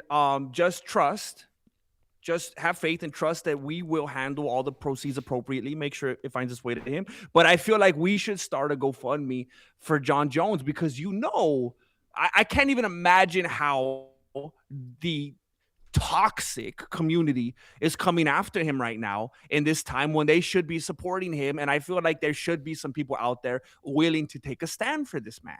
Yeah. I think this man, he's found God. He did the Trump dance for Trump. He did that, this guy is a legend of the sport. And yeah, he made a couple of mistakes, but so did the guy driving this car by putting those fins on it. Right. So I agree with you 100% here. I think we really should apologize to Jon Jones about even doing this segment. Yeah. I'm sorry, John. Like, I actually feel bad even putting this on the thumbnail, right? Is it going to go on the thumbnail? You know what? It definitely has to go on the thumbnail. Okay. It's what I tell a lot of people all the time about, they want to criticize Jon Jones for a lot of the things that he's done in his personal life. And I try to remind them, do you want one of your most notable, one of your most crazy, insane, exciting, entertaining fighters that you've ever witnessed? Do you want him being a tax preparer? Do you want him to be what would you do before this, John? Did you wrestle? Did you play football? No, I was a dental assistant. Do you want him to be like a mild-mannered dude who puts way too much cream in his coffee? No, you want him to be a psychopath. You want to know. And I know people say that, and they're like, oh, man, if I wasn't doing this, I'd be dead right now. Blah, blah. You want to know confidently that if Jon Jones wasn't a UFC fighter, he would have killed a few people easily. He would have been involved heavily in various crime organizations. You want to know that the people that are locked in that cage beating each other to death could back it up. It's not just something to put money on the table. It's not just because they couldn't get to the NFL. You want to know that it's because they're twisted, psychopathic individuals. And it doesn't make sense that people villainize him for the things that make him the fighter that we tune in to watch. It doesn't make any sense. Everybody comes at him from all angles all the time. And you know what? At some point, it's going to be too late to give him his flowers. You make all good points here. I remember when Jon Jones, during, I think it was the BLM thing, and him and Devin Clark hit New Mexico, and they were stopping people from vandalizing. Do you remember this? Where they would hit the streets and they were slapping paint cans out of people's hands and be like, what are you guys doing? Go home. This man's a national treasure. I remember that. Yeah, forget about the hit and run with the pregnant woman or the failed drug tests or any of that stuff. That's all old news. We're talking about this man. It's a different being right now. You can see it. I did see, because I know some people are going to bring it up. You can see it. I've seen people give the middle finger many times, and it's usually the degenerates, the bottom feeders, the scum that put the thumb out. They put their thumb out. You know what I'm saying? Oh, and he doesn't get the thumb. Yeah, I mean, you could tell. There's a line. There's a line. I don't like the people that do like the Nate Diaz finger, where they give the finger but they put their knuckles up. You ever notice that? Like they do. Exactly. I don't like that. He does it right. By the very perception of it, it's almost like you're diluting it. It's like a half finger at that point. Like you're not fully committing to it. Yeah. Either that or he just has terrible dexterity in his hands. Maybe Nate Diaz could never be a piano player. Possibly. I don't know. And I know some people are going to bring up the fact that when Jon Jones stole all those paint cans, it's so that he could huff on them later. And it had nothing to do with stopping the graffiti. But we got to look at big picture types of things when we talk about these scenarios. Wait, is that what? Wait, he was huffing him? I didn't see it, but people talk about it on Reddit, on 4chan, on SureDog. And that supposedly the lady that he hit with the car, she was going to have an abortion anyway. I don't know if that's true. Apparently, she was driving her car to Planned Parenthood at the time. So it was ironic circumstances. Oh, man. I just want to say I apologize to Jon Jones for anything negative I've said in the past. You are the GOAT, and I love you. I would like to start a hashtag, Free Jon Jones. Pray for Jon Jones.